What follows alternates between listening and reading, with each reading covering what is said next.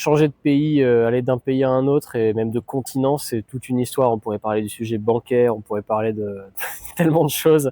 Et je pense que les gens ont tellement de questions par rapport à ça, ceux en tout cas qui veulent se préparer, parce qu'il y a beaucoup de gens Je trouve que c'est sympa aussi d'avoir ton point de vue, parce que tu viens d'arriver. Moi, je viens d'arriver, Et donc tu viens de te frotter à toutes ces choses-là, donc Ouais. c'est tout frais ouais. pour toi. Donc je trouve que les infos sont très très Et je intéressantes. compare aussi tout le temps dans ma tête la France et l'Espagne. J'ai vécu beaucoup dans les deux pays, et donc j'ai facilement le fait de dire par exemple qu'ici les gens ont un RUC.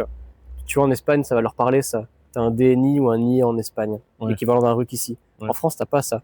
T'as ton Ouais, numéro des impôts et ton numéro de carte d'identité, mais du coup, t'en connais aucun des deux. Alors que ici, tu vois, comme en Espagne, t'as un numéro, c'est le tien, et tu fais tout avec. Oui, alors ça dépend. Ton RUC, normalement, c'est ton numéro de cédula avec un tiret et un autre numéro. Mais si tu fais une auto-entreprise, si tu fais pas d'auto-entreprise, c'est plus le même numéro. Ah, ok. Moi, par exemple, j'ai ma cédula, j'ai mon auto-entreprise, mais j'ai aussi le RUC de la boîte qui est pas du tout le même. Ok.